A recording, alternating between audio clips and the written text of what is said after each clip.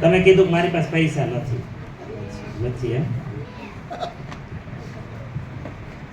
પ્રકાશભાઈ, તો બધા ધ્યાન આપજો. તમારો આ ખાલી એક ઉદાહરણમાં જિંદગી સફળ કરી શકો છો. અને કરોડો રૂપિયા આપો ને તો આવી ટ્રેનિંગ કોઈ નહીં આપે. આમાં એ તમને કહી દો, આટલી પ્રેક્ટિકલ સમજાશે ને. તમે જીવનમાં ક્યાં અટવાઈને બેઠા છો એ ખબર પડી જશે. તમને સોલ્યુશન મળે તમારું પોતાનું. તમે કીધું પૈસા નથી એટલે અજાણતા તમે એક શું કામ કર્યું ખબર? ભલે તમે બોલ્યા નહીં પણ તમે મનમાં તો બોલ્યા ને નથી, તો જ હાથ ઉપર ન કર્યો હોય. તો પૈસા નથી તો તમે અંદર હવે આદેશ શું આપ્યો? નથી. તો ઓલું ભૂત શેના ઉપર કામ કરશે? નથી.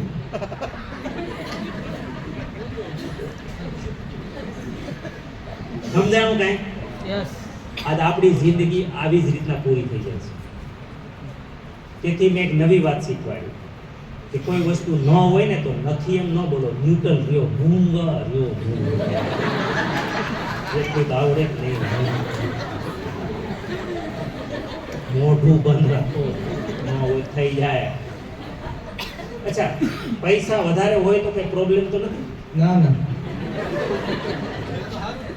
હા, તમારે જોતા નથી એનું હું તો શેને એટલે નથી જો પાછું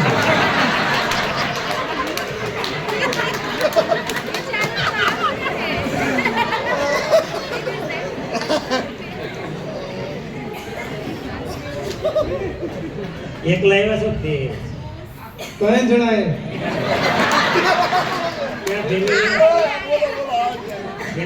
અહીંયા માનત બોલાવા કોણ કોણ છે? હાથ ઉપર. અચ્છા, ફેમિલી આવ્યું છે. તમને સમજાય છે? તમે તો હાથ ઉપર કર્યો હતો કે નતો કે એની પાસે છે પાછા ઠપકાઈ. આખો દિવસ જો આપણી ભૂલ ક્યાં થાય છે? શું કામ? તમારી અંદર શક્તિની કમી નથી, સાક્ષાત ઈશ્વર તમારી સેવા કરે છે. તમે જગતનું સર્વશ્રેષ્ઠ સર્જન છો. આ પૂરી વિશ્વની સમૃદ્ધિ માનવ માટે બનાવી છે, પણ છતાંય માનવને નસીબ એટલે નથી સાહેબ, કારણ કે એનું કર્મ ભાવે તો થાય ને. હવે જો તમે કહો છો પૈસા નથી, એ તો આ સ્થિતિ છે ને સાહેબ. તમારે શું કામ બોલવાનું હતું? નથી તો પુષ્કળ પૈસા છે, એ શું કામે બોલવું પડશે? એ હવે તમને સિક્રેટ કહી દઉં. અહીંયા કોઈ ખોટે ખોટા ઓલા ફેંકવાની વાત નથી, પણ આ ફેંકવું પડશે શું કામ? એ તમને કહી દઉં. વિજ્ઞાન શું કહે છે? હું તમને પ્રકાશભાઈ કામ કરો, તમે અહીંયા ઊભા છો, એ સ્થિતિ તો અત્યારે છે જ નથી એમ કીધું. પૈસા નથી, બરાબર? ગાડી, ફોર વ્હીલર છે, બંગલો, નાનું મકાન છે. ઓકે. ફરવા ગયા હતા ક્યાં? લઈ જાઓ 15-20 ફેમિલી.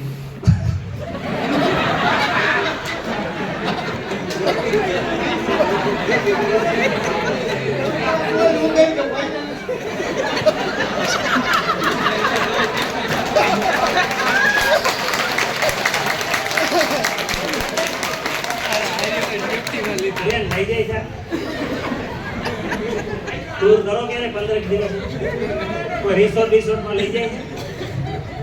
નથી. ચાલો, એ નથી નું લિસ્ટ તો છે જ, બરાબર? હવે સાંભળો, હવે તમારે સપનાની વાત. ઈચ્છા તો ખરી પૈસા વાળું થવું. આ બેંક બેલેન્સ છે. શું? જો અહીંયા માની લ્યો આ બેંક બેલેન્સ છે, આ તમારી ગાડી છે, આ તમારો બંગલો છે, આ તમારું સોનું છે, ચાંદી છે, દીકરીના મેરેજ કરવા દીકરાના તો એ બધી વ્યવસ્થા આ છે, દુનિયા ફરવાની આ છે, તમારી પ્લેનની વ્યવસ્થા, ટિકિટ અહીંયા છે, બધું અહીંયા છે, બરાબર? પણ આ જો પ્રાપ્ત કરવું હોય તો તમારે અહીંથી પગ નહીં ઉપાડવાના, અહીં ચડી જાવ. નો ચડાય. હું પડી જાવ. પગ નહીં ઉપાડવાના, એમાં હું પડી જાવ. હેલો કેમ થોડું? આમાંથી કોઈ ચડી શકો? આમાંથી હે કોઈ જાવ આવી તેને કોઈ પગ નહીં ઉપાડવાના, નહીં ખુરશી પર ચડી જવાનું છે. ચડી શકાય નહીં? પાકું? નો ચડાય. સમજી ગયા ને આકાશભાઈ? આ સંસારનો સિદ્ધાંત આ રીતે કામ કરે છે. તમે બધા જ લોકો આ જ્ઞાનના અભાવે, તમને આ નથી ખબર એટલે તમે બધા જ આ ભૂલ કરો છો. તમે એક નહીં, આજે આપણો આખો દેશ નથી નથી નથી નથી નથી દિવસમાં મોટા મોટી 99% જો કેસેટ ગરીબના મગજમાં હાલતી હોય તો નથી. સિદ્ધાંત એવું કહે છે કે જો તમારે મેળવવું હોય તો છે ઈ આ છે. હવે તમે જ્યાં સુધી નથીની કેસેટ નહીં છોડો ને, નથી એ આ છે. નથી ત્યાં ઊભા છો એ વર્તમાન છે ને, નથી એનું. પણ એને તમે ત્યાગશો નહીં ને ત્યાં સુધી જે મેળવવું છે ને ત્યાં કોઈ દિવસ ચડશો જ નહીં.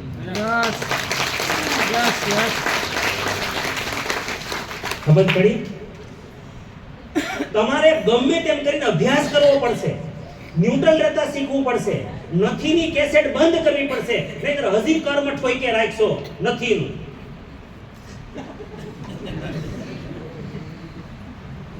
અને એની પાસે વિવેક નથી, ફિલ્ટર નથી, લોજિક નથી. સબકોન્શિયસ માઇન્ડ પાસે જે ભૂત છે એને ખાલી આદેશનું પાલન કરતા આવડે છે, એ નહીં જોવે. અને પાછા જ્યારે માણસ નથી બોલે ને ત્યારે થોડો ભાવનાત્મક બોલતો હોય છે. હા કે ના? અને એ તો જલ્દી કામ કરે.